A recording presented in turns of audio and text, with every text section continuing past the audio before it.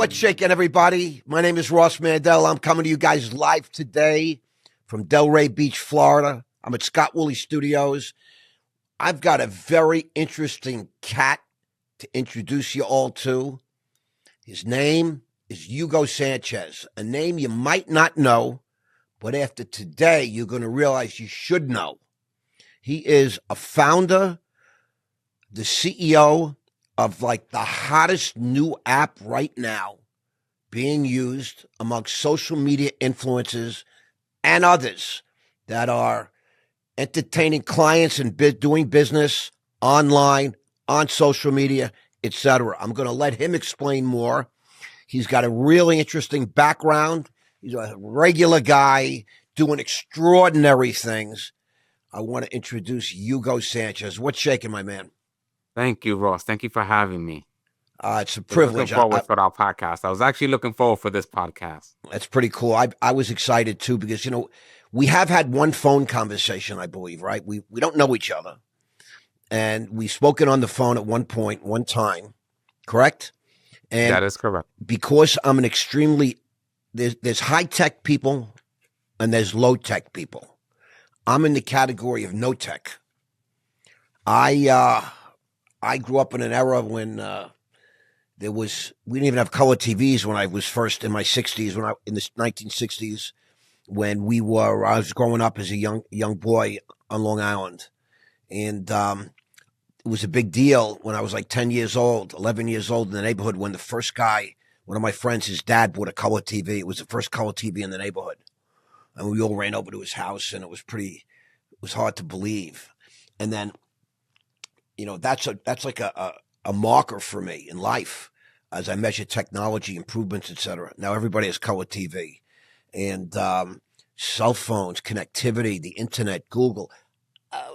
I grew up with none of these things, and I was in business. I was a stock market guy. By the time, you know, emails, even fax machines became a thing, I was a big dog on Wall Street, and I had people doing all those things to me. They just said, Ross, you just stay on the phone. We just want you on the phone. We want you meeting customers. That's it. We'll take care of everything else. So like a dope, I became reliant and didn't even explore technology. So now I'm way behind the eight ball. And generally speaking, and when you try to explain your brilliant app, MOTI, M-O-T-I, I said to you, I don't know. I said, in order for me to get a real understanding, I want to have some of my crew get on so they can explain to me the honest to God value of MOTI. But before we get to that, I feel like your story as a young man making your way to this extraordinary level that you've achieved in business and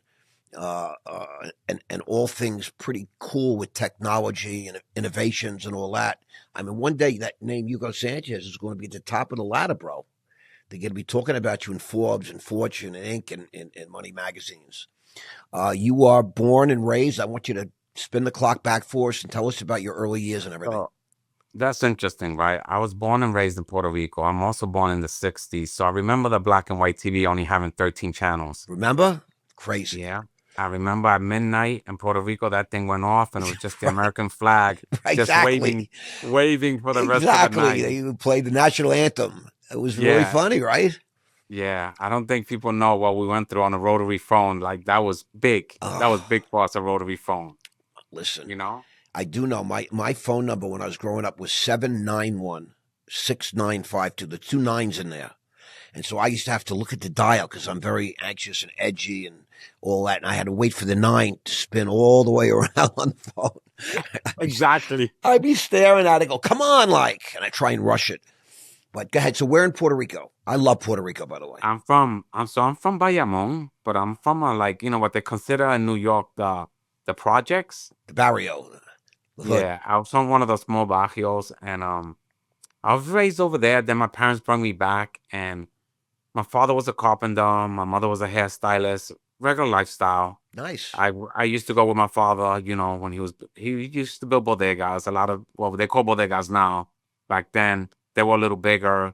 And he was building bars out, these really cool bars. It was a thing after that. He served, And my mother was in a beauty parlor. She opened her own place. So, some neighborhood women doing their hair on the weekends. Now, was that in Was America or in Puerto That Rico? was in Brooklyn. That was in Oh, Flatbush. okay, in Flatbush, Brooklyn. And what years Yeah. were those? Like Oof, 70s that or was that was in the 70s. yeah, yeah, yeah. Pretty It was wild in the time in 70s. Brooklyn. And then I didn't know English. No English. So yeah, so You had to learn. it was a thing to learn. Yep. It was funny. I went to school. I still remember the school because it's across the street from Brooklyn College. It was PS 152. A little shout out to And 152. learning English there was like the first Puerto Rican. I was like a thing they never seen before. Wow, I was I like, didn't know that. whoa. Okay, I get it. I get it. Yeah, Yeah. because the Puerto Ricans they came over eventually, Yeah, right? it's You were right. leading So the it was charge. How old I are was you? How old are you? I'm 56. I'm actually 56. I'm 57 in January. Okay, So I've been around a while where a lot of people say, why would you start a tech company when you had a chain of dry cleaners, you had a set income, right. you would make 200 grand a month. And I was like, there was this company that hired me and it was a dry cleaning company. And they knew I had 12 cleaners and I was managing another 12 and they had an app. And I was like, whoa. Right. You saw the future. When I saw that app and they even had tailoring in there and the time to schedule to pick up, and the customer didn't have to deal with me directly anymore. I wouldn't be 10 minutes late. Didn't matter. The app had an exact pickup, drop off. I was like, things are gonna change. And I'm about to take a hit. I get I'm it. about to take I and I get was it. doing doorman buildings. I had a very niche, I didn't buy I didn't buy a storefront. The storefront was just for the local neighborhood. Right. It was the back end. I bought industrial equipment, machines that press shirts, machines that could take 80 pounds of clothes, 100 pounds of clothes to wash. Why? Wow. Because I knew doorman buildings, those people had a certain income, and cleaning their own clothes was in the income. They Right. were not going to use their washer and dryer. No, And they no. would drop their bag. They would drop their bag Correct. to the doorman. And when they came back that night or 2 days later, they expect to get a clothes on a bunch of hangers and a clean bag, and their credit card was on file. So Always. seeing Yep. the app, I said, I got a problem because there's a lot of more information where now they're not calling the doorman down and said, yo, can you call the cleaners and tell them to do a pickup? It I took love it. something out of the way very quickly. And it also say, can you tell them I need tailoring on this? And there were constant communication now with the cleaner rather than waiting on the phone, me going in front of my computer, looking up the name, seeing what they sent, see what was needed to go out now. I get it. I said, I got a problem coming. I got a storm coming and I need to diversify I or love it. build an app. And I was already, cleaners wasn't my first joy. It's just I understood how to make money. And I understood that it only cost 40 cents, 60 cents to clean a shirt. And even at wholesale, I'm getting over $2 for it. I get it. I get So it. to me, it wasn't about the dry cleaning. It's about the numbers.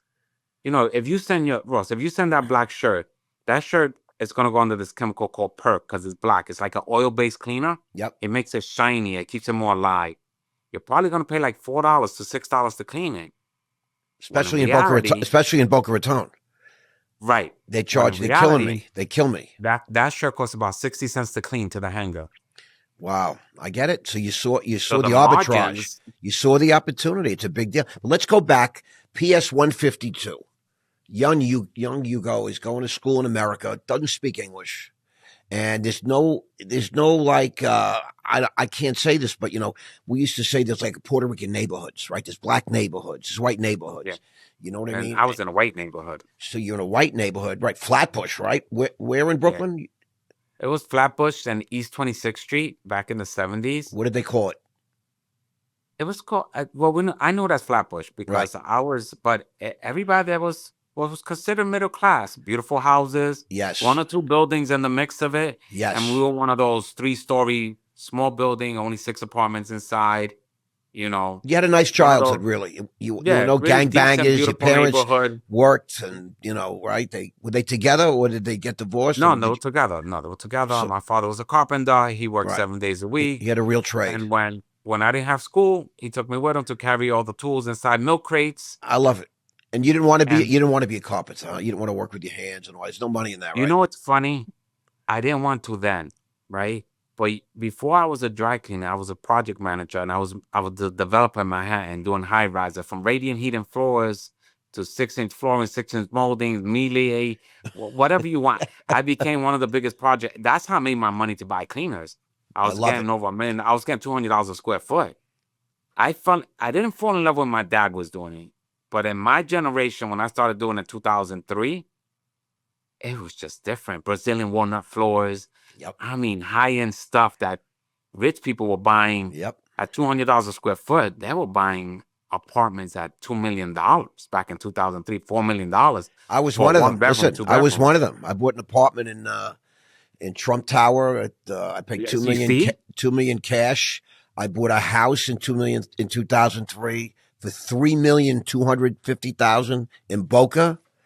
I mean, so yes, my dry cleaning bill, I never looked at it because that's my wife took care of it, but we used to spend, probably a couple hundred a month. I hate to say it, You because I had all these beautiful 500 suits. a month and didn't even notice. Right. Zania suits, Brioni suits. I couldn't worry about Armani. Armani was like the cheapest suits. I mean, I was really, next level that way. And, even today, I hate to say it, I'm recently out of prison. And I'm looking at this dry cleaning bill for the first time in my life because they write the credit cards on file. And, when you pull up, they do valet to the car. They come to the car. You have to get out of your car. And they say, would you like a drink? So you get a bottle of water and you get a candy. And if you're waiting in the car, and I love that. And I'm just thinking how much money they must be making on each hanger because they're friggin' giving me go to the store. The hanger is 5 cents. Right. But to buy a bottle of Zephyr Hills water, I know, but I'm just saying they're giving it out and candy and all that. So obviously they can afford to do that.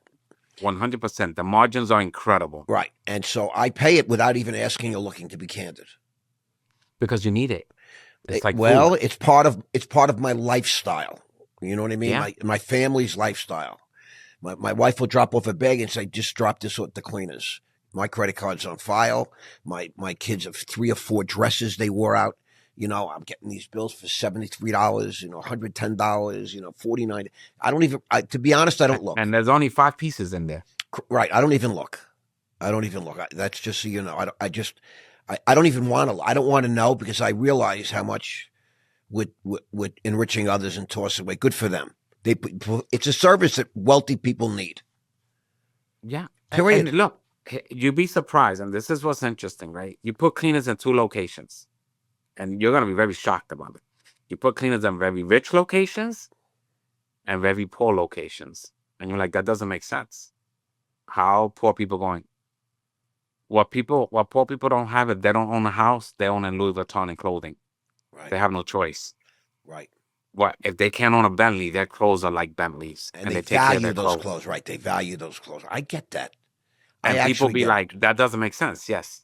Either you go to a low income neighborhood, you never put a cleaners where there's houses. Like, Staten Island? Right. You don't put a cleaners in Staten Island. You know why? I get it. No, it has nothing to do with headaches. It's you need an economics. amount of people in an area, like all these Well, households. it's not that. Every house has a washer and dryer. And the only thing they're sending to the cleaners, because they're middle class, is their Sunday suit. Wow. I get it. They're cleaners. But in the city, right, you don't have a washer and dry. And if you do, your schedule's so hectic to pay you that ain't using it, right? rent. You're hardly using it. I get it. You're only throwing socks and underwear. At very best. Yeah. I had friends that used to send their T-shirts. Yeah. Absolutely. And they you know what I mean? Their workout clothes to the freaking dry cleaners. I'd be like, what? I have them laundered. I have no time. That's what they used to tell me. And I said, all right, listen, what do I care? I don't care. We provided both. Right, for $3 a pound. Wash and fold. Right. It's called wash and fold. I've been doing laundry by the pound, so you know. Yeah. Since I'm 18 years old. Jesus. When I was a kid growing up in my middle class neighborhood, my mother, when I was about 6 or 7 years old, so it's time you learn how to do your own laundry. That was my mother. It's time you learn. So I'm doing laundry since I'm like 6 or 7 years old. I was astounded, like when I went to high school and somehow it came up, friends came to my house and I said, I got to do laundry. They said, you do your own laundry? And I'm doing my own laundry for 10 years. And my friends would laugh at me like, really?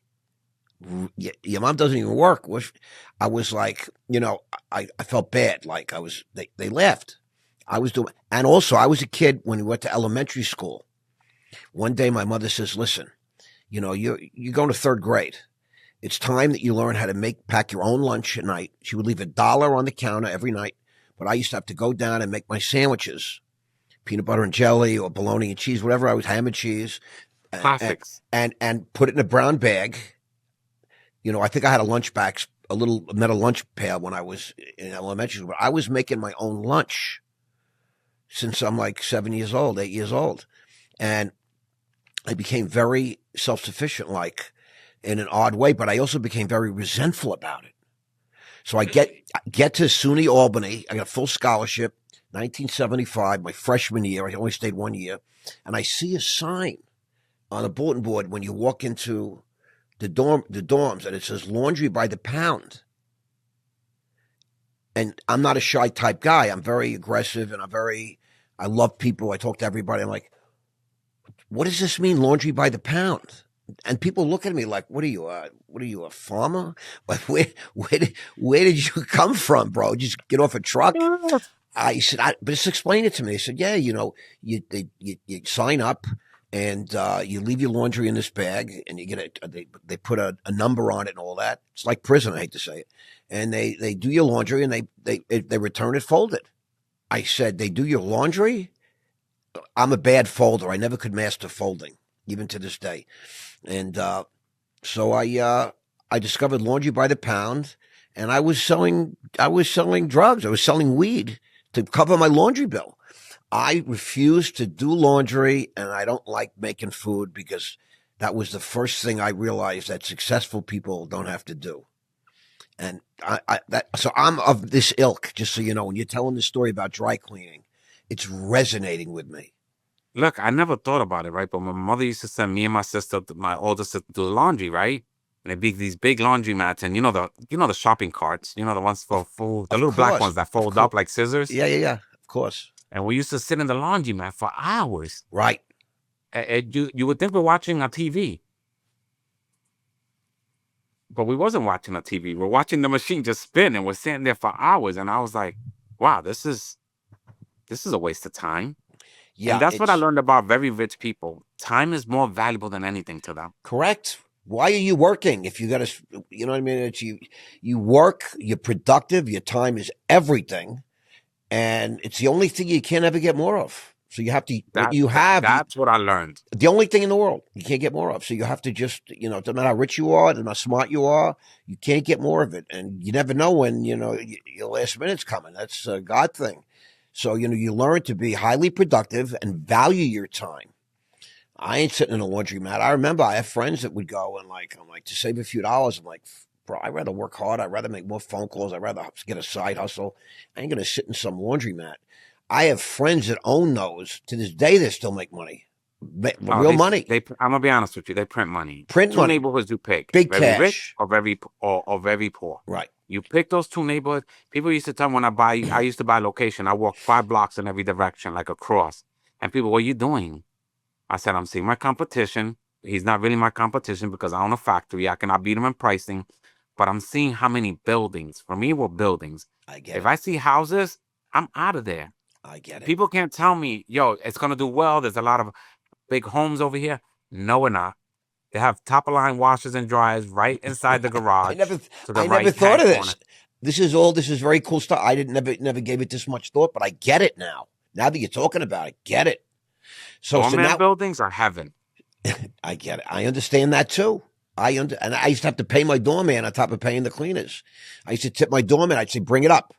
I don't want to, I had suits on hangers. I didn't want to carry my laundry up and down. I'd say, just run it up, give them $5, $10. That was the whole story. And I would tell you a big mistake, right? So you get the big laundry cleaners, the guys, millionaire companies like mine. Yep. They go to the management company. I said, these guys are dumbasses. I go to the resident manager of the building. I get it. I do his stuff for free. You take care of him. You know who dry cleaner is going to be promoted first? Mine. 100%. I love it. You go. So you're a real smart guy. You're a merchant, right? You're a carpenter's son, and you figured this out. Now you were still living in Brooklyn at this time when you're working as a project manager and all that kind of You know, thing. it's funny. I've always lived in Brooklyn. I lived in Williamsburg. Can you imagine what it's like now? Well, I still own a unit over I there. I'm had no smart. I idea. live in a Doorman building in 2 Northside Pier. I'm not even Uh, familiar. All I know is the North. prices are nuts right now in Brooklyn. It is literally more expensive than Manhattan. There are They did a places. Yep, really nice job. They I did a get it. nice job with boardwalks, and it's a really mixed bag neighborhood, all type of Yep, nationalities, and everybody owns their unit. So there's this space of communities, and everybody has a pet, and there's like the grooming business in in Williamsburg, it's outrageous. Everybody has a dog. I get it. I So love that. that's another. It's like dry cleaning, I grooming over get. here. I get it. And coffee, Jesus, man, Oh my you God. could get $9 coffee, which you'd be like, how is that possible that I'm paying nine? It's not even Starbucks. It's just very boutique coffee shop with Colombian beans, I get grown it. from Colombia, the whole spiel. I get it. Trust me. I'm a coffee guy. I got sober for like 25 years. I just, that was my thing. I didn't drink alcohol. I didn't take drugs. I would buy $50 a pound, Jamaican Blue Mountain, Hawaiian Yeah. Kona, and just, I love it. It's just, I love when you look at the world the way we do and you can understand, values and markups and all the things that we have to take into account when we assess life, business, products, services, all that, right? So you have that kind of mind. I love that. So I did not know this about you. This is what I love about podcasting, right? We get to discuss things that, I could talk to you for an hour on the phone. We would never get to this point, but this is what makes Hugo Sanchez tick. I tell people I see riches and niches. I just love that. I'm going to steal that. I don't want to say steal. I'm going to borrow it. I'm going to, What people see as micro, I see the value in it yep, because services. No, look, I don't care how much AI we build. I don't care how many apps we build. Somebody still has to pick up the shit. correct. I get it. I get it, right? And all you have to figure out is how you pick it up without touching it. I love that. I You love know? that. That's really And brilliant. Okay. there's jobs and people just don't understand. I tell people all the time, you live in a doorman building. You know what's the great thing about doorman buildings, and you've lived in one, Trump? It's it's their own personal community that's online that you could put a dresser that you want to give away and the whole building can answer back. 100%. Which means if you want to raise capital in a doorman building, you could say, "Hey, I'm holding a wine and cheese, I get it. and Yep. the conference room. It's for a new product that I'm putting up. And guess what? The whole building just comes down in the elevator. They sit there. Everybody's looking for an investment. There is a true thing: is where you at is where you're gonna get your money at. If you're in the hood, you don't have dreamers. They're fighting to survive. But when you're in these doorman buildings and you live in there, the chances of success are about 99%. They're Well, just amazing. Your odds change. if you have the right mindset like you do, I've lived in doorman buildings. I've never gone to one wine and cheese, one meeting. Yeah, not even the slightest bit interested. But and a lot of guys like me. But the reason guys like me live in a doorman building is so I don't have to deal with anybody like that. I just want to do my thing. I want my service, and it's just a place where I can live because my whole life is wine and cheese, get-togethers, pictures, presentation. That's all I do for a living. So when I come home, that's like my escape. And that doorman works for me, and I make sure I take good care of him. You And make sure you're safe. right, I'll ask him. So what did 18D give you? Because he's a pain in the neck. For Christmas or for that. I always make no, so I could give more because he was on my It's funny, payroll. right? He was on my They payroll. I wanted to hook him they up. send an envelope, and so Right. I the wanted, building that I but I live in, also right? They gave him send a money all the Christmas time. card. Some guys say, I'll take care of you during Christmas. Yeah, and there's 500 for the resident manager, Right. about 250 for the doorman, and about 150 for the porters. And that's like a standard. And like Yes. you said, you top that. You give your resident manager 1,000. You double down on I him. hook him up. You, I lived in Trump yeah, Tower for yeah, 6 that's years, different. and I'm going to tell you, I would cringe over the holidays because I had to give the 6-7 grand just for the building tips. Like, you know what I mean? Like, it's what Just for the holidays for just for them. the holidays. I'd be like, oh God, I have to send my girl. I got to wire 10,000. I got to go get me 50s, 100s, 20s. What do you need? Also, for the building, and like for the building, I said, Yeah, I they don't don't want to get it. explain it to you. Just go do it. and like things like that. So I But understand. so much comes of that, right? Like the Yeah, service that you get, them calling in, your unparalleled, security, your unparalleled. dry cleaning, your groceries. It's like literally like having your own maid, or the level of service that you get from a doorman, and I call them concierge. The It's next concierges, level, right, right. I you had listen. know. I had a young wife. I had young children, young girls. I don't want any problems. And if they, God forbid, have a problem, I want this guy to jump because it's Mr. Mandell in apartment 36C. Exactly. And my ex wife, who you speak to now, Stephanie. She's booking my podcast and she's part of this raw media business I'm building. But she says that to me. She understands because we had that sort when she was raising our children. She didn't have to worry. She had people looking out for her at every spot. We had 4 homes. I mean, for a great period of our lives, we had, several places because I got married later in life. I was very successful. I married a young girl, and then, as the boys would say, in the joint, I put a baby in her. I mean, but she was my wife, and that was the plan. You know what I mean? So let's talk about you. You're in Brooklyn. You're a young guy. You're project manager, and at some point you got your eyes on the dry cleaning business. You want your own company now. You don't want to work for anybody, right? You want to. Now that happened again. I'm in Costco's. I'm with my wife. We're picking up the stuff. And this is the funny thing. I never go. I just don't have the patience for this stuff. I mean, I was like, oh, fuck it. That's all right. I'll go. So I'm it. going there, and I see the presser, the guy that irons my clothes. His name is Danny. Okay. And, I look at my bill, and I'm like, damn, 600, 700 a week. Crazy. So I approach him. I said, Danny, I don't think this the wrong way, but what does it actually cost to clean a suit? I said, the truth. What's it cost? He goes, oh, I don't want to get in trouble. I said, Danny, it doesn't matter. I'm just curious. He goes, $3. I'm like, Danny, I paid $36 a suit.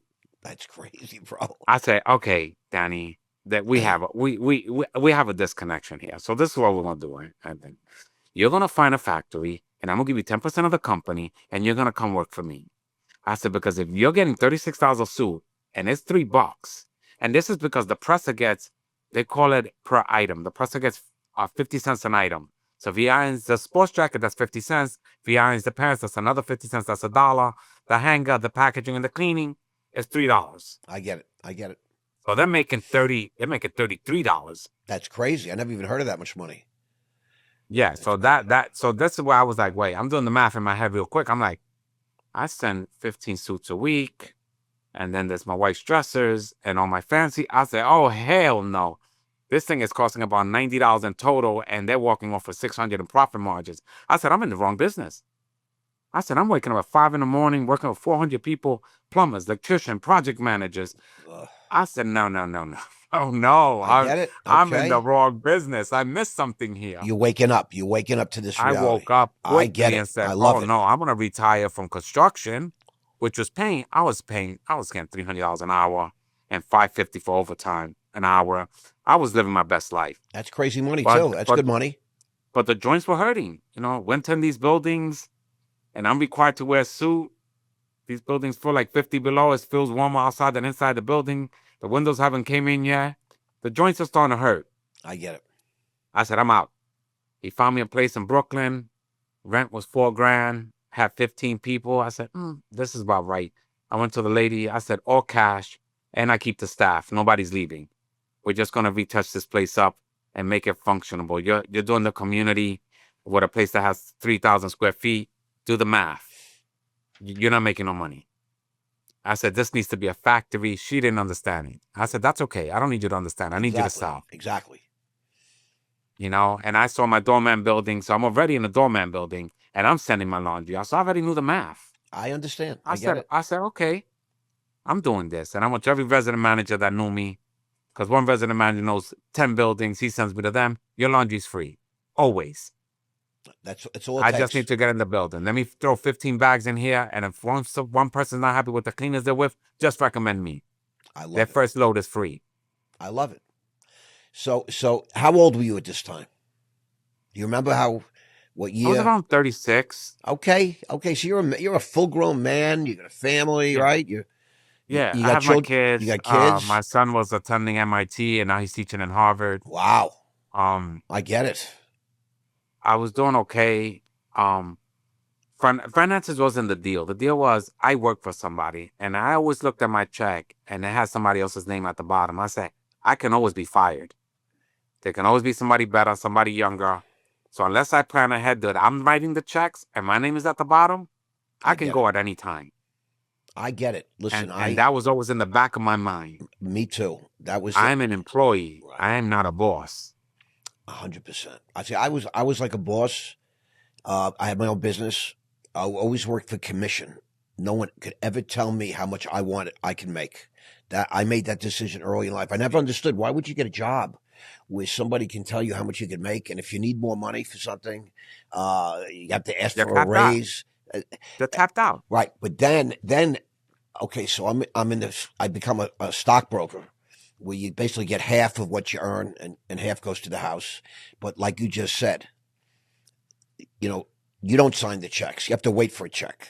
And it's always a little off and it's never in your favor. They people make mistakes. I get it, but how come it's always in your favor? Why is it never in my favor, right? So, like you said, I never heard it put that way. Somebody else's name was at the bottom of that check, and That that concerned me. It that was always my concerned me biggest too. fear. Somebody at any time could tell me I'm out, Yep. and what would I do? Well, that's because now you're on the nipple. Your lifestyle is directly proportionate to that money you're taking in every month, and they know it. That people know it, 100%. and people squeeze you and they take advantage of that. I get that. Now, so you're in the dry cleaning business. You have your first property right in Brooklyn, and I guess business was good, right? You're making money. Right out the gate. Yeah. I put $100,000 on getting some new equipment. I went online. I said, a unipress, what's that? I said, oh, it irons shirts. So it would take, so first shirts were getting ironed on the pressers. But a unipress, they come out the washer and it goes straight to a machine that has two metal plates and irons the whole shirt in about 15 seconds. Wow. Yeah, it's called a cuff and collar. The machine has the thing that does the cuff, one does the collar, and then the big machine does the body. It's called the body. Wow. And it does 2 shirts at a time. And with the right person behind it, figure at least 50 shirts an hour. That's crazy, boy. Well, I Yeah. never knew that. And people don't understand this. And this is the biggest thing that people don't understand about dry cleaners. Everybody goes in, button down shirts for the suit shirts, blue, light blue, whites, and all that. Right. That's not dry cleaned. That's washed. Laundry, right? And people think they're paying for dry cleaning. That's not possible. I get it. I understand. It's washed and then ironed. So instead of going in and say, I want to wash and press, they say I want everything dry clean, and they're paying dry cleaning prices instead of wash and press prices. I get it. Because of bad communication. Right. I learned that the hard way myself. I learned, okay, I want these shirts laundered. I like light starch. You know what I mean? That's how I would say. But originally, I was just like, everything was dry cleaned. I couldn't understand. And there's no such thing. Right. Then, I learned from conversation that, no, it's wrong. They don't dry clean those shirts. It's all, so they press it nice, it's laundered and that. So I learned the right language. So I didn't have to. So imagine not giving my pressers 600 shirts a day. They're just concentrating on pants, sweaters, stuff that don't go on the machine. And I have one person running a shirt machine. You know how much money you save? Because he's charging me 40 cents a shirt. I'm paying the shirt machine. I'm paying that person by the hour. Wow. Wow. So now it's automation. I'm printing money. I understand because that. now I'm not drying them. So this would be the process. If normally it would go to the washer, to the dryer, then it'll go on a barrel all the way to them to start pressing. From the machine, it comes out wet, and it goes on wet, and the machine does the drying when it presses it. Oh, so also save hours of dry time. It's like a double bang for your buck. I get it 100%. It's all about the equipment. The better the equipment, the better the result. I used to go to these conventions, right? Yes. Where, the Asians sold the equipment. They didn't like selling to Hispanics. Really? Hispanics, white, African American? No, they really only sold to their people. Interesting. They would speak English when we're walking by, and when we went by to ask about their machines, like label machines and stuff like that. Yeah. All of a sudden now they don't speak English. Wow. I'm like, mother. You could say it. That's the great thing about podcast, motherfucker, right? Unbelievable. I was like, okay, this is cool. I said, I got Asian friends. I'm bringing one of my friends over, That's and fucking I'll have him buy crazy. the shit. You They're know, very overprotective with that market. you know, my team did some research on you, prepared a bunch of questions for me, right? And one of the things is, as a Puerto Rican entrepreneur, did you run into anything like that along the way as you moved up the ladder, you know, in business? I mean, was there like issues from, you just brought it up on your own? I mean, I get it. There's This ignorance. is the weird thing, right? And I know people won't understand this. When you deal with very rich people, they're about results. They don't care about purpose. That's also true. Right. I could It's care so less. weird. And sometimes when you're in the middle, it is a thing. Yeah, I get it. I 100% get it. I've always been confused because I said, look, if we poor, there's no way that Hispanics and blacks, Dominicans, Mexicans, we should have beef with each other. We're all poor. Right. And we're all the same culture. And sometimes that's not the case. Yeah. But first of all, there's actual major discrimination. But the biggest discrimination is from rich to poor. So, you know, I hate to say it like that. But the poor people, they discriminate against rich people, whatever colors we happen to be. If you're black and you're rich, you're an Uncle Tom, you know, like that kind of thing. Yeah, it's really weird. But when I work with rich people, right, they didn't care cares, what nationality I was. bro? It didn't make a difference to them. No. I created results, and that's all they cared about. Correct. I get that. Believe me, I get And it. I was like, I get that 100%. wow. That's why, you know, I was always so surprised that people made such a big deal about it. But I understand, I come to understand, you know, once I became CEO of a company and all these different things, that people use discrimination as a way to control other people. It's very easy to mobilize people through hate. Very easy. To motivate people through like love and good things, very difficult. But hate, I could just pick up a rally against Puerto Ricans. 20 people go, oh yeah, those Puerto Ricans won that one. Or the Jews, we hate these Jews or whatever. It's just so easy to control people using discrimination tactics, all these different things. It's really crazy. It's really crazy. Like I think if I was younger and people would say, are you Dominican? I don't know if I would have said, no, I'm Puerto Rican. I wouldn't care. I'm Latino. You can call me Mexican, Puerto Rican. Right. We're all Latinos. I don't care. That don't bother me. If you confuse my ethnicity because you can't understand it or can't recognize the difference, I'm okay with that. I'm still Latino. Well, that's a good question. I have a friend. He's Cuban, and I call him. We were out one night. We met a bunch of women, and I said, "Oh, so you guys are Latinas? This is my Latino friend Nelson." And the women were fine, Latinas, exactly. My friend Nelson told me, he goes, listen, I think that's, you know, very like racial when you call me a Latino. What, excuse me? Like, you feel like he's not really Latino. He used another word. He's Hispanic. And I'm like, bro, really? And then I asked all the girls that I called them Latinas. They said, no, we're Latinas. And I said, I called them Latino. He was Latino.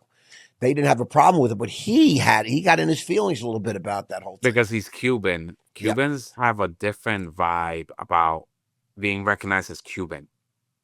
Yes, they do. They don't want to. Even with the election with Trump, they said it was the Cuban vote. You know what I mean? Of course. They're anti-socialist, anti-communist, anti-Castro. So they're very proud. Cubans are very proud, and they don't want you to mix that up. Interesting. Where me being Puerto Rican, if you confuse me with Dominican, Mexican, I'm okay with that. I love those people. Those are my people. What about Mexican or Nicaraguan? Guatemalan? I work with Mexicans my whole life, and they're the hardest working people. They're great. I get it. And there's a thing with them, right? I working with them, you will not believe this. So I'm in a construction site one time, and they eat together. Like you'll bring something, I'll bring something, and we all sit down and eat together. So they all eat together on the same time. So they start lunch at the same time. They get to work at the same time, and they push out the week of their own crew. Yep. They'll come up to me and say, he's not carrying his weight. We don't need him. I get it. I'm like, you know that I'm the boss. And they're like, yeah, you're the boss, but we're the ones framing and all this and that, and we don't need him. Yep. I'm like, oh, wow. So they will push out their own if they're not producing the way they're producing. If they're not dropping 40 balls of sheetrock a day, they're like, nah, Hugo, he's a lightweight. Yep. That's not how we move. And I'm like, okay. Yep. You know, when you got your employees telling you somebody's not carrying their weight, Pay attention. that's different. That is such a different tone where like he don't move as fast as us. I'm like, holy shit, these guys don't fuck around. So, I was in They'll throw me out. They'll right, throw right, me out if I don't right. produce. I was in federal prison, right? I did 112 months in federal custody, and I was in a prison. I was in detention centers. I was in camps. There's a lot of Hispanics, what I call Latinos, and I don't have a prejudice bone in my body, just so you know, not at all. But most people have seemed to. But in that world, I learned that, like you said, there are Hispanics that frown on other Hispanics. It's crazy. It's crazy. And what you just said about the Mexicans, it's very interesting. If you ask law enforcement, I can tell you from ground level, because as an older white guy who had a reputation in business, everybody Googles you and on the cell phones and they see who I was and all these things I did. They hold me in a lot of respect, all these different guys. But if you ask law enforcement to this day, who is the most powerful gangs in the prison system, it's the Mexicans. They stick together, like you just said. They eat together. And yes, if they take care of their own, meaning if there's a guy that doesn't play ball, he's doing the wrong thing, they take he has a problem in the Mexican world inside the system that I was just in. I'm speaking from experience. Yeah, no, and they're the hardest. I would tell you, They are the hardest workers. They're absolutely the hardest workers. And I told them, yo, we have to pull a late one. No problem. No problem. There was no like, oh, this my kid. No, we're here. We're gonna finish this wall. I get it. I love it. Now let me ask you a question. At some point, I mean, I know you had up to like 12 dry cleaners, right? You're making real money, and you're not a kid, and you just like you noticed the difference an app would make in the dry cleaning business. Did that sort of did you have like a white light moment? That shit was an epiphany. When I saw a video, so FaceTime, at our age, this changed everything. Everything. FaceTime for us is like, wow, it's like going all the way to Brooklyn to come see me, or me going all the way to Trump Towers to go see you. Right. And for a person like me and you at our age, we read people. And if we could see them, we could read them. I get it. We have a sense of knowing the pace of people just by talking to them. And I said, why is it not monetizable? Why is this not about why, if we could get to the point to a video, why do I got to go to Calendly, then go to Zoom, then go send you a payment, and then go to messaging? I got to do all these 4 different things when MOTI does them all in one place. Ooh, it's not like we don't have the technology. And that's what makes MOTI great, right? It takes, if I want to speak to a sports athlete, I want to speak to you, Ross, and I know that you charge for your time. I see it on MOTI. Ross wants $600 an hour. Great. I'm going to message him and tell him this is what I need to talk about. Can he put some stuff together so when we get on our call? So you can trade money. You can exchange money while we're online together? Yeah. Just like we're talking now, I could say, I want you to send me $100. Yep. So let me ask. There's 4 ways. I can set price you through messaging and say, Ross, can I send you the 600 through messaging? Yep. And you schedule the call on the calendar, because MOTI has his calendar, has everything. I can pay you by the minute, which means I booked you for 60 minutes and it pays you while the call is going. So if the call drops, it gets prorated. In the call while we're in video, if I ask you, hey, Ross, can you do these services for me? And you go, that's an additional $600. You could type it on the screen and it goes right to your account, and everything goes to your account. Wow. So I want to say something to you right now. So in preparation for this podcast, one of my guys, smart guy, just so you know, multimillionaire, smart guy, I know him 40 years. And I was telling him, I'm meeting this guy, Hugo Sanchez, never heard of him. I said, you wouldn't, but he created some app called MOTI, and a lot of big influencers are. If you go online, I'm getting hammered by you guys every day. I DMing me left, right, and center. And I love it. But I love it because I appreciate effort. I appreciate, the moxie of what you're doing. And I told him that. And while you're on a video call, you can exchange money. Somebody can wire you money, this, that, for time, all these different, while you're on the call, right? And so my very smart friend said, okay, but that's not unique. He thought that other people could do it. I said, well, tell me who. Yeah. Tell me who. Exactly. Right. Tell me who. Right. So he couldn't tell me. And I thought about it. I don't know anybody. I'm, like I told you, and very honestly, I'm not a technical guy. If it does exist, I don't know. But interesting, you're saying that that's a unique feature of MOTI, of Well, your there's app. multiple unique features. So, But we're that's a recording this. big one. That's just a big one. Yeah. And You that's a act as a big one for bank. 4 different reasons, right? Apps that let you charge, when you look at apps that let you charge, one, they charge 25%. Two, they don't pay you out directly. You have to request your money or they pay you out bi-weekly. MOTI pays you directly. This is Stripe. If you have Uber, you have a Stripe account. So when you charge somebody on MOTI, it doesn't go to MOTI. It goes to you, Ross, directly to you. There's no hold of your money. One of the things, like, this call is being recorded, right? And we have to wait. When we hang up, we have to wait till it all files down. It's got to upload, right? MOTI records with dual consent directly to your phone. It's right in your photo library. If we would have did this on MOTI today, we wouldn't have to worry about we have to wait a few minutes. And no, it records that's directly. There's no app that records directly to your phone. We're not collecting your video. Only the two sides that requested the recorder has it. That is it. MOTI, the company, does not have it. Wow. Yeah. Wow. So there's a lot of things. And when we add a crypto wallet, which is our goal, is to add a crypto transactions and translation, you'll be able to speak in Spanish anywhere in the world and charge in crypto if they don't have a US-based account. One thing you got to be really careful of, you know, what these real smart tech hacker type guys are doing right now is everybody's pushing crypto, et cetera, digital, but they're just stealing your wallet. Everybody's getting their wallets are being stolen. And, people I know people that have lost millions, hundreds of thousands, et cetera. More than a few. And it's a big, big scam right now. And there's no one to go to say, I got robbed. This is stolen.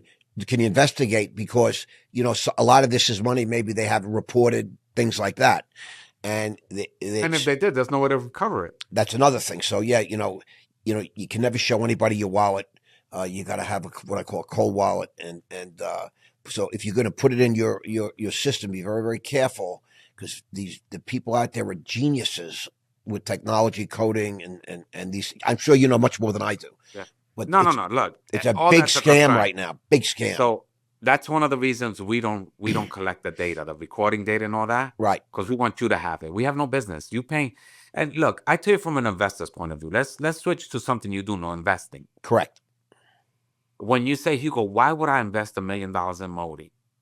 If I told you that MOTI costs a penny per minute per user, means if we use it for like an hour call that we're doing here, it costs us, the company MOTI, 60 cents. But let's say you're charging $100 for the call, very low, right?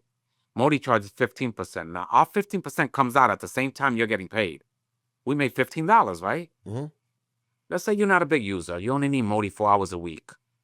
That's actually 200 times a year. You're a $3,000 user. So 100,000 users on MOTI is $300 million, and $297 million is profit. That's why MOTI is a good investment, because the numbers are there. It's not about having 1 million users. And my average user is charging over $150. Say that again. I want you to say that again, slowly. Say that again. Think about this. If you use my app right now, Ross Mandell has a profile on MOTI, and he's only charging $100 for an hour. Okay. MOTI, the company, charges 15%, so we make $15. Okay. You're not a big consultant. You only need us 4 hours a week. Right. That's actually 200 hours a year. Right. At $15, you paid us $3,000. Correct. You multiply that by 100,000 users, 300 million. I understand all that. And if we only cost 60 cents an hour, that means 297. Stop right there. Stop right there. Because everything you said, I got. But here's the thing that you have to understand. Imagine 100,000 users. That's the challenge. Is it? On social media today, that's a head drop. We got 15,000 with our marketing. Right. But it's 100,000 users. While you have the unique capabilities right now at this moment in time, let's just say you're the only one in the world that has this, right? Right. Okay. 100,000 users. To get to 100,000, that's a monster. It's a monster ask. Listen, okay, so let's say 50,000, right? Let's say 50,000, right? Oh, we still make $150 million a year. I And understand that. 148 Hold million on. is profit. So what are there costs involved, Moti? Or the costs already done? All 60 the money's cents an been hour. invested. It's fully ready. You're out of alpha. You're out of beta. You're full on We're on operation. all platforms. All we're doing is adding now additional features. We're going to add a feed. I'll give you a prime example. Right. LinkedIn sold in 2016 for $26.6 billion. Correct. They have about 1 billion users, and they get 135 million users daily. What can you do on LinkedIn? Just messaging. Yeah, nothing. So you have a professional profile on LinkedIn with all your acclimates and everything that you've done that's phenomenal, but I still have to DM you to go to Calendly, to go to Zoom, to pay you somewhere else. I get it. No, I think it's amazing that you can do all these. So You're for offering all us, these things. we know the market exists. If we get 20,000 off of LinkedIn, 20,000 off of Zoom, 20,000 off of Teams, Google Meets, whatever those terms are, 100,000 for MOTI, it's a hair drop.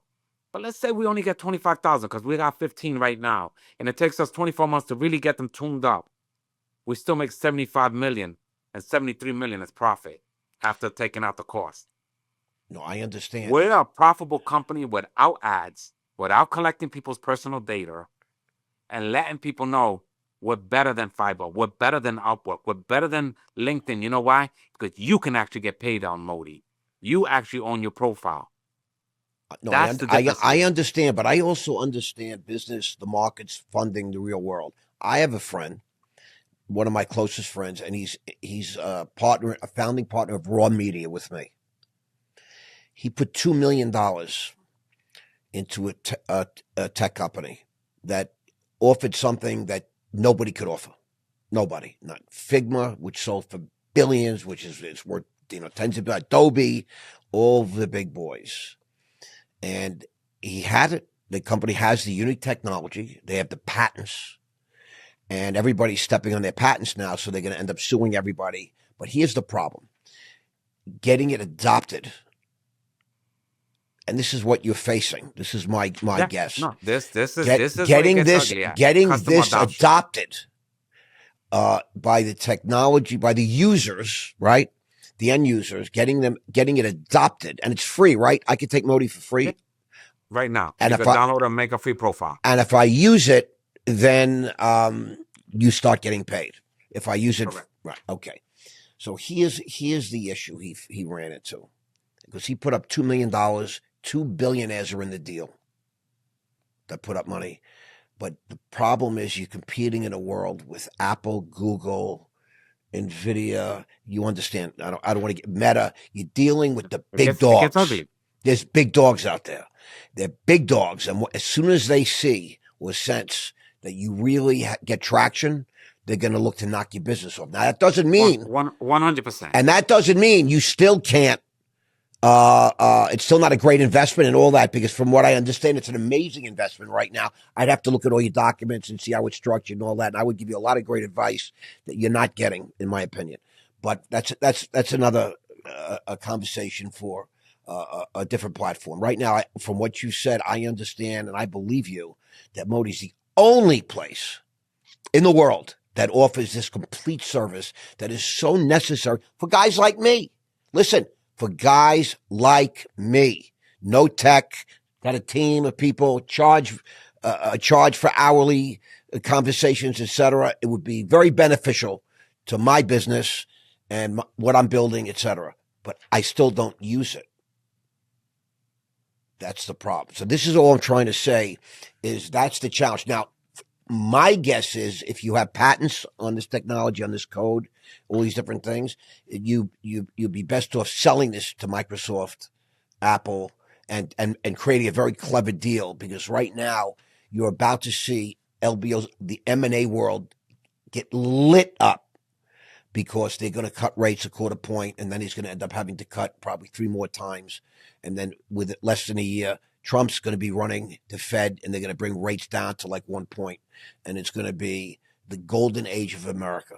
He's got really smart, very aggressive business guys around him now that are calling the shots. Whatever their social platforms, I'm a liberal socially, but when it comes to money, finances, fiscal policy, monetary policy, I'm very much a conservative.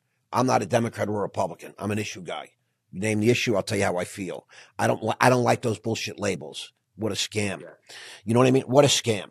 Because I disagree with a lot and I agree with a lot. But I'm just saying from your perspective, the way I would look at it is you were an M&A deal.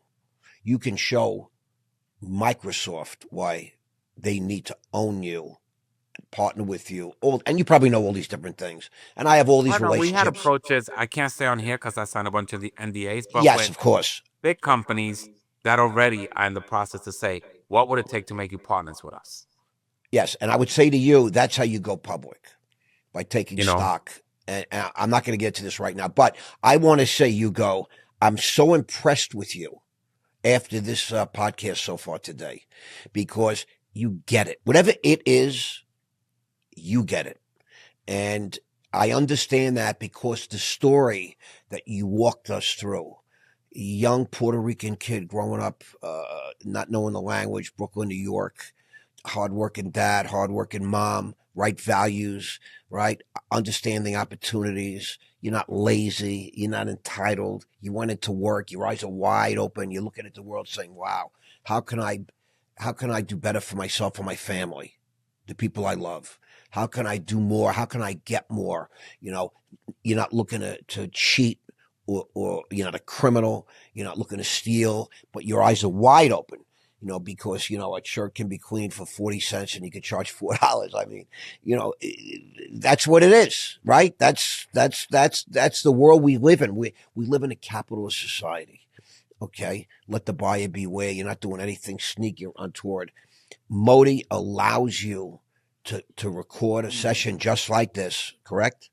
For free. directly to the device, For directly to your free. phone. For free. And I could send you a bill right now and you could pay it right now. Right now, no excuses. And it's recorded. So there's never a disparity. Like you say, oh, you know, you promised me $3,000 and you only sent me $2,000. But we're doing this together right here. We're transferring money online. That's another thing that you solved. There's no more room for, for conflicts. You know when I knew I had something? When my law firm, Oric Harrington, came on board. That's a real firm. Say it again. Oric Harrington. Okay. You know what they charge an hour? Oof. Partners, It's pricey. probably $1,500 an hour. But when the chairman Associates, himself 700 came on an my hour. board, when the chairman came as my advisor, Yep. Mitchell Zuckley, and says, we lose 30% a year of people that want to haggle their bill. He said, Correct. MOTI solves that issue for us. And Correct. as soon as you add those additional features that we want to start integrating it and introduce you to more law firms where we think MOTI's a good fit for. You know, and this is the thing about apps that it's different now. It used to be all the big boys. Correct. But now a community, my boy has a company, makes $12 million a year with 2,000 customers. And they're on a regular, you know, educational programs and stuff like that he sells to them. The cards are in there. Those are the people that are using my app. I'll get 2,000 or 3,000 more with no problem. Why? Because I work on community. I'm not just working on single. You said it yourself. My team bombards you with videos.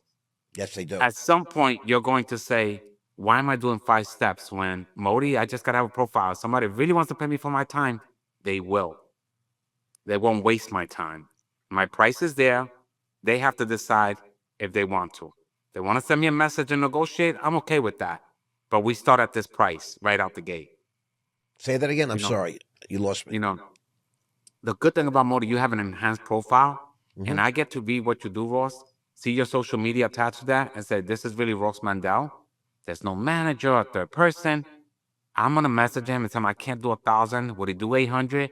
And if he agrees, I'll just send it through messaging in one shot to him. And he'll book the call. So Interesting. I believe that as long as video, this is a thing now. Video is a thing. Payment has to be a thing with it. And the ideal app that's going to win is the one that has the less hurdles. And as long as we're a streamlined process to do it, people will adopt because they say it's easy. It's super easy to use. It doesn't have a bunch of hurdles. Will it cost maybe $1 million in marketing? Maybe. But that's the cost of making $1 billion company. Listen, big deal. My guess is it's going to cost close to 10 million. That's my guess. Yeah. Maybe more. But right. But then you have now you're moving the $400 million a year. Right. Now you're moving the needle. Now you're moving the needle. You know, that's my guess.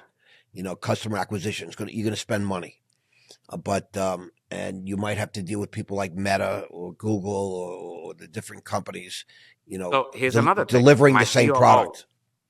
her I'm name sorry? is Josette Thompson. Say that again. I'm My sorry. my COO, her name is Josette Thompson. Yes. You know what she did before being my COO? No.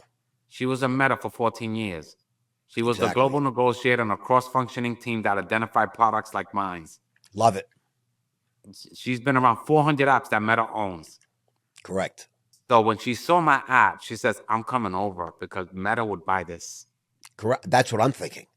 That was in my first thought. You don't jump a company that you own more shares than the average person or a millionaire and come over after 14 years if you didn't think this was the next IPO or at least the next big bang out the door. There's a number here, and it would have been more than what she makes in the next 10 years. What's your number, Hugo? You have a number? So I have two numbers, right? Yes. There's two, right? There's, like you said, Hugo, the 100,000 could be a hurdle, right? The 50,000, you have 15, maybe with $3 million in marketing, you hit that 50 with no problems and somebody sees the value. Now you're making $150 million a year and $147 million is profit after expenses. That's a good 1 point. Do they buy you 10 times past your minimum? Maybe 1.2 billion if God's willing. Good. I like it. The big one for me would be 2.9. If we have 100,000 users and we're making $300 million a year and they buy me 10 times down my neck. I love that. Now let me ask you a question. That would be my two great numbers. You have revenues now? Yes. Can you share them? Is it something we can talk? Okay. No, we don't share. Okay, I'm just asking. But for one reason, really, we don't share them. Each individual is their money, and we don't want to share a bulk number. Say, okay, we could tell who is it. David Meltzer? Is it? I get it. Natasha Grazio? Is it Dash Palanca?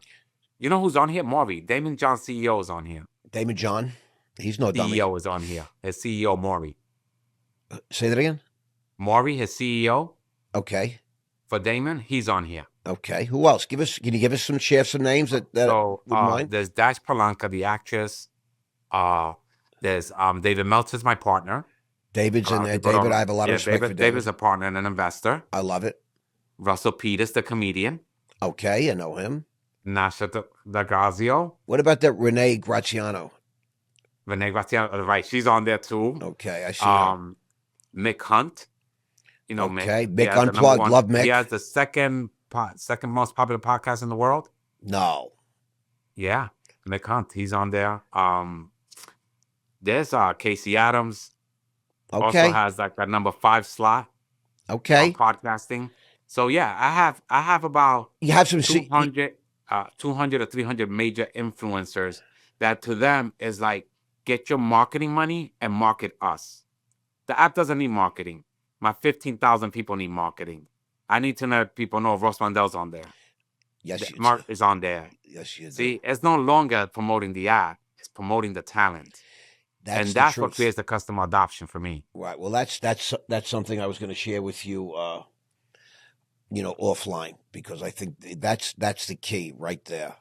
People want to know what this guy's doing, what stock I'm recommending, what company I'm investing in. They don't want to know all the bullshit. They want to know where I'm actually doing, let alone not what I'm just necessarily talking about, so to speak. But you got to get both done, because building a media company, and I'm about controlling eyeballs and reach. And now I'm building an app. We recently announced that we really announced it, but it's something that I live my life now in front of the camera mostly. We're going into mental health. I feel like the mental health space, there's an epidemic in this country. This whole Charlie Kirk shooting, this guy that cut the throat of that beautiful Ukrainian girl on the subway. Insane. In front of everybody. The crazy thing is the Charlie Kirk thing, this Ukrainian thing, this woman on the train sitting there minding her own business, guy comes up and cuts her throat. And my experience, 112 months in the federal system, is that we have a serious epidemic in this country. We have mental unhealth. You have a really, really great amount of sick people, and that because of things like connectivity, social media, video on demand, all these different things, everyone's got a camera. It's become pretty obvious that This is a sincere issue, and there's nobody addressing it on a serious scale. And so I've undertaken that because this part of my life is not just about, buying something for one, selling it at three. I'm interested in creating a legacy and doing good. Ross Mandell wants to go down as a do-gooder, not the bullshit lawfare that they threw at me, that now everybody knows how corrupt the system is, meaning the guy sitting in the White House that calls the shots, leader of the free world, has been convicted of 32 felonies. And all horseshit. All horseshit. So now people can understand my story. What I've been telling everybody, I was a political assassination, and I was a hit back when Obama was in the White House. People start to understand the 4 counts I was convicted of. When they look at my stuff, they realize it was all bullshit. So I love the way your mind works. I love what MOTI seems to stand for. And I understand you have an innate ability to look at the world and see it in different levels. Not everybody gets what you see. They don't understand. They might look at a dry cleaning bill and say, you know what? It's fucking expensive. They're not sitting there calculating, I wonder how much this cost them. I wonder, what neighborhood would be an opportunity for a guy like me to take a shot, because I really believe everybody should have. If you can't work for yourself, I get it. You might be embedded in some sort of, job for so long and lifestyle. It's like you can't maneuver, you can't pivot, but you got to have a side hustle at the very least. I teach people this and I urge them, and every single person that's listened to me is so grateful and is now a member of my team fully. So your payment is built in, right? It's built into the app. I can charge right now. We can exchange money. Can we do 3-way video? You have that feature? That's what it does. These are the initial features that I'm adding. It has screen sharing. It has 3 different payment options already built in. It has direct recording to device. I love that. That's big. Calendar, messaging. It has reviews also to build your brand out. And we have an Explorer page, so those reviews move you through the Explorer page. The more calls you do, the more you move up on the page. I'll give you a prime example. Like you said, mental health, right? Yes. I'm in the process right now. I could tell you the companies out of Cleveland. I'm working with a medical company. They hold all the medical records, but they need a video platform for the doctors. I love it. So I'm working with Millennial Care Cleveland. I'm going to have 200 doctors on here. Mental health and all that. That's big, and that's really important. And here's the interesting thing. This is what I'm saying. For me, those niches are there. These are all private medical insurance companies that don't have a video platform and that are paying too much through Zoom and other platforms. Crazy, yes. I'm more secure, and I could do a subscription base with them where it's $50 a doctor. If they have $200, $10,000 a month. Doctor's calls are only 15 minutes. Yes. So 15 cents to me. But you're dealing with billing issues there with the insurance companies and a million different things. Yeah. But listen, I agree. My doctor, he sent me for a test, and he was concerned, I guess, about the results, and he was trying to get a hold of me, and he kept missing me, and I kept missing him, and then he tried calling me and FaceTiming and all these different things, and finally we got him. It would have been very, very great if he had MOTI and I had MOTI. Now let me ask you, if I have MOTI but you don't have MOTI, I can't really call it. It doesn't work, right? Right, but I'm finishing the link now where you could just send it like Zoom and it just opens up to the call. So that would be a huge feature. Oh yeah, We're adding a feed. We're adding a feed also. So in the feed, you can put content up. Now, let me ask you a question. So, you're an entrepreneur. It's very sexy on social media to say I'm an entrepreneur. Yeah, that's the only place. Everybody's an entrepreneur. Everybody's an entrepreneur, but we both know it's blood, sweat, tears, sweat, grit, all that. How long has this project been, this enterprise been? So here goes the thing. I sold the cleaners and I put $1 million of my own money up. Real money. Yeah, my money. So real money, yeah. Here goes the thing. I can't ask you to invest in a company if I have no skin in the game. I get it. Let's be real. And you want to see me with a Rolex in my hand and I'm not comfortable with that. But I also raised $1.2 million with friends and family. I get that no problem. Which allowed me to build it. I've been working on this 7 years, perfecting the technology. We own it. My app is not built in Bangladesh and Turkey, India. My app is built in Brooklyn. I love that. My technology is not spread out. That's a tagline. That's big. Built in Brooklyn, bro. We got a lot of pride over there. But more than that, our technology is not spread around the world where it could be resold. I understand that 100%. We, I get there's that. accountability here. Here, somebody can walk off of my technology and be like, "Oh well, I can't get to Russia and sue them." Right. No, I'll be here. I'll take your China, house to your India, door. right. It's all sold and resold every second. Right. Right. Over here, my developers are my founders, my friends of 20 years. Have you We're not you taking filed chances patents? on Do anybody. you own patents? Yeah, we own a couple of things that are important. The most important things. Very important. Very important, because Yeah. that's where, at So- the end of the day, real value is. But for us, when we sell this company or go IPO, our technology is in our hands. We don't have to worry about, oh no, we built a little bit here and they own that. No, we own it all. I We hand understand. built every feature. You know? The past 7 years, I know there's been a lot of really good moments, a lot of high moments, right? There's been a lot of stress, Have you ever thought about just packing it in? Have you been, tell us about some of the dark days. So here goes the thing. Has there been some amazing moments every time I get like an amazing person on the app that normally wouldn't have did this? Correct. Those for me, those are like that's like birthday moments. When I went to Dave and sat with him and he told me, yeah, I'll write a check. I'm good with that. You got a plan. Normally he doesn't do a lot of business with people. And I went to a Forbes event to pitch him. So That's crazy. I think the low moments, right, as an entrepreneur, is that I take my wife and kids with me on this journey. I get it. I do get it. They always wonder, he sold everything for this. I hope my husband, they're supportive. They hold me down. I get it 100%. But I know the stress on them because they're like, damn, he works so hard. When does it hit? Right. When does it hit to a point where there's no turning back? But I knew, Ross, that if Amazon took 7 or 8 years to get out of a garage, who am I to get out any sooner out the garage? I've been building companies for 45 years, bro. That's what I'm saying. 45 I get years. it. I get it. It takes Who am I to time, complain? energy, and you just have to put on blinders, passion, belief. Everything is going to be, God's going to test you every step of the way. 5 minutes before the big moment, you're going to have, you're going to be staring at the abyss and saying, oh man, am I fucked or what? Look, you I just live have by to, one thing David Meltzer told me, and I thrive on that. If I was 1,000 no's from the one yes I needed to get there, how quick would I get those no's? right, Down exactly. about 200, 300. I'm still short 700 no's. I understand. Trust me. I understand. Listen, I was a cold calling stockbroker, right? So I used to get 290 go fuck yourselves every day just to get 10 leads. The ability to send my paperwork out. 290 a day for 15 years, bro. Nobody understands no better than me.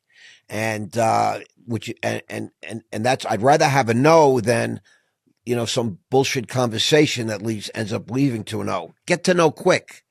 Let's go. Yeah. I got to get some more no's. That's where I'm at. I'm okay with a no.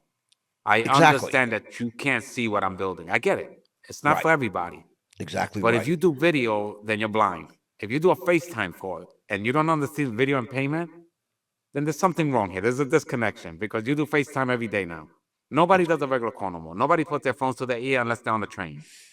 I find that annoying, by the way. So I have this woman. She's the biggest mental health company in all of Great Britain, and there's a 5-hour time difference.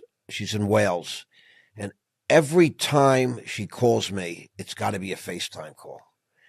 And sometimes I'm laying in bed, I'm having a coffee, I'm just getting up from a nap, and it comes on. I'm like, don't come on, every single time. For some reason, she wants to see my face. And I think it's like what you alluded to earlier. People like us, we know how to read people. We know how to size people up by their expressions, by the way their physical expression. They say that verbal communication is only 10% of communication. And I believe that. 100%. I read people the same way that you do. And I get it. So Hugo Sanchez, you are a beast of a guy, a beast. You're still a young guy to me. You're in your 50s.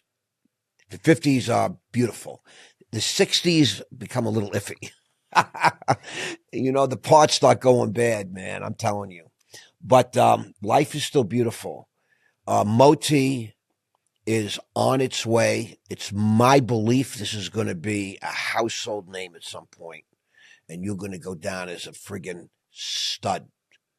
You'll probably You know what have. MOTI stands for, I do Ross? not know. Tell us. Money on time instantly.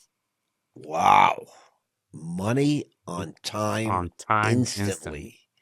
Because you get paid direct. Well, we got it. That's a clip right there.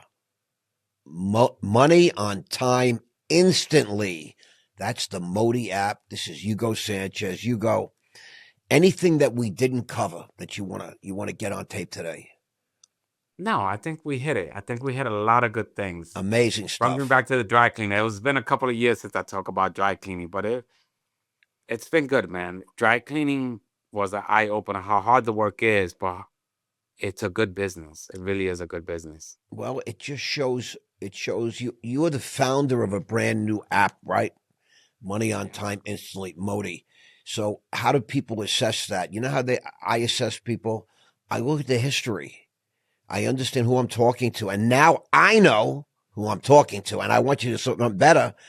The thousands and tens of thousands of people that are going to see some of these clips, and I'm in the hundreds of thousands now on some of these clips, millions actually, are going to understand Hugo Sanchez is delivering money on time instantly through his brand new app, which is free.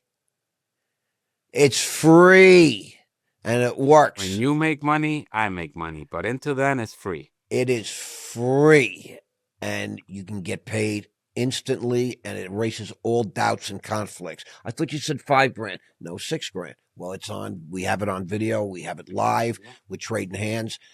Hugo, thank you so much for your time today. I'm so grateful. No, thank you, Ross. I was actually dying to do the podcast. Just the experience that you have in life. There's tremendous value when people see a podcast with somebody with life experience. Correct. Not just not somebody that bought a mic and just wants to ask questions and don't really have life experience. Yeah, I think that's what the value of a podcast is. The person behind the mic that has the life experience. Thank you. I like to say I'm the real deal. I'm a different kind of cat. Not for everybody, but for the people that I am for, it's just we win, win, win all the time. So I'm so grateful, Hugo. And I know we're going to see big things from money on time instantly. Thank you. Thank you, Ross, for having me.